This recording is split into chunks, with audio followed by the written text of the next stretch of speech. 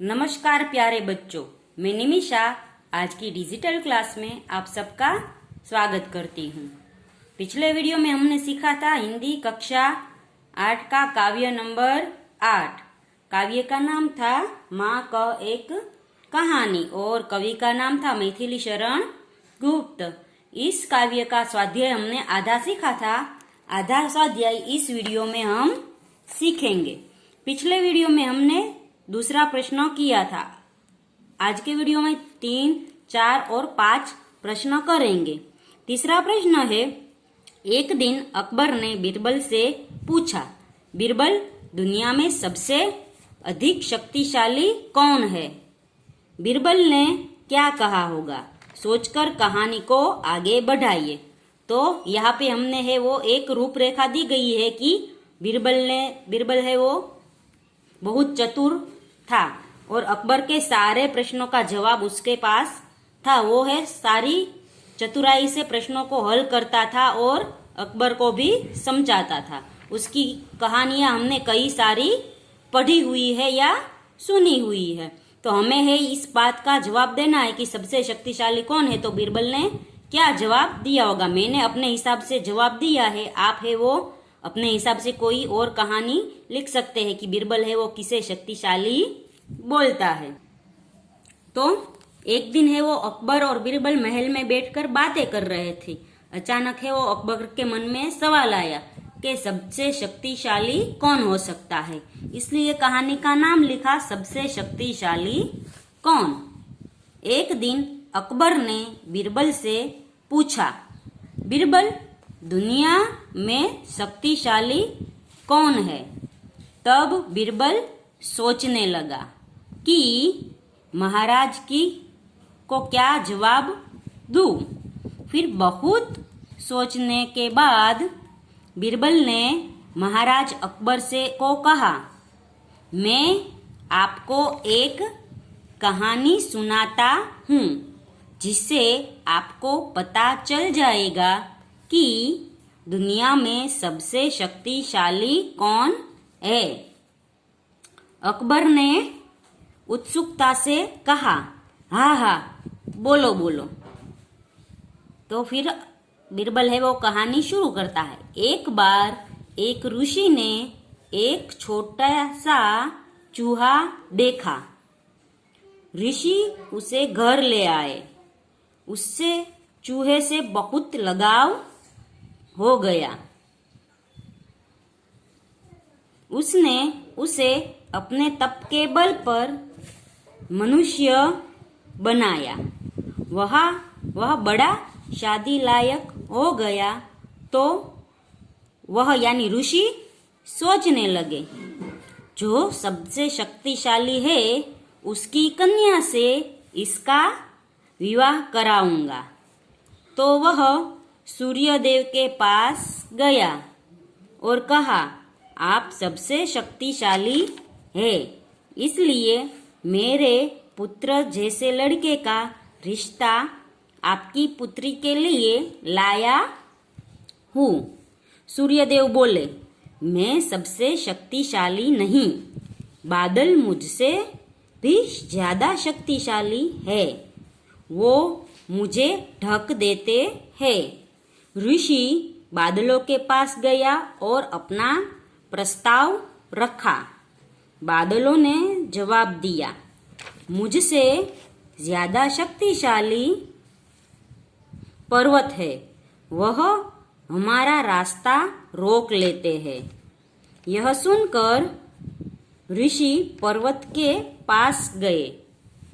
पर्वत ने कहा, हम ज्यादा शक्तिशाली नहीं है, हनुमान जी मुझसे भी ज्यादा शक्तिशाली है, वह शिवजी के रूप है, इसलिए शिवजी के पास जाए। तो ऋषि शिवजी के पास गए। शिवजी ने कहा, मुझसे ज्यादा शक्तिशाली विष्णु जी है। इस तरह किसी ना किसी से कोई ना कोई ज्यादा शक्तिशाली होता है। अकबर को अपना जवाब मिल गया। सीख, दुनिया में किसी को भी अपने आप को ज्यादा शक्तिशाली नहीं समझना चाहिए या नहीं चाहिए। आगे का प्रश्न है, अगर पाठशाला के सामने दुर्घटना हुई तो आप क्या करेंगे?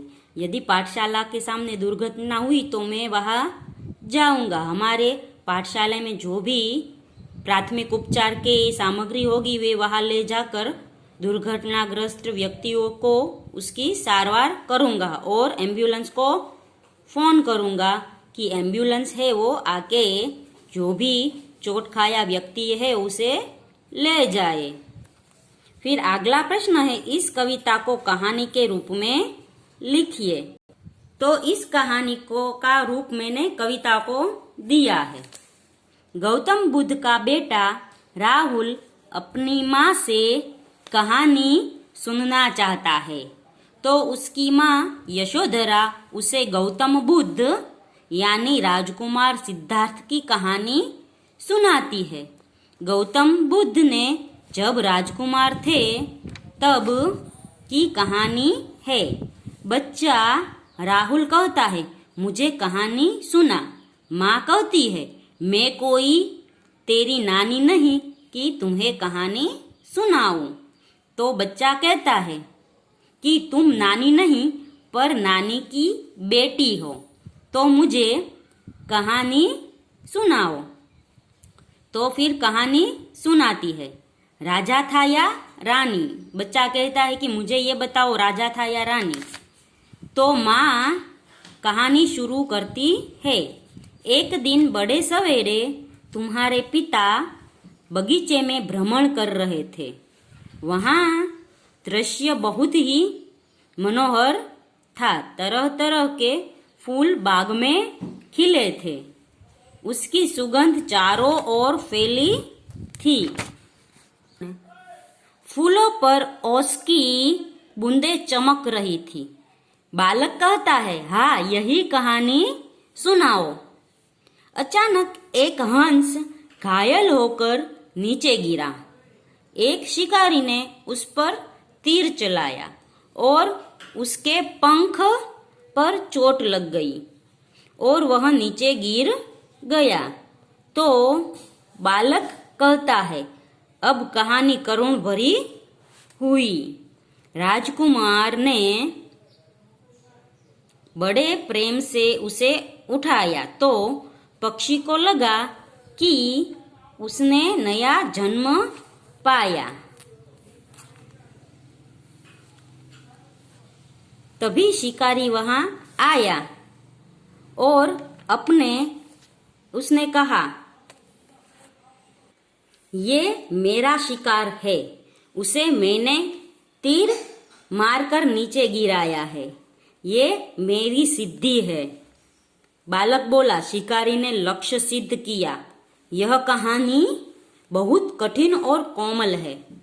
शिकारी ने उसके पास से पक्षी मांगा, पर तुम्हारे पिताजी उसके रक्षक बनके शिकारी के सामने खड़े हो गए।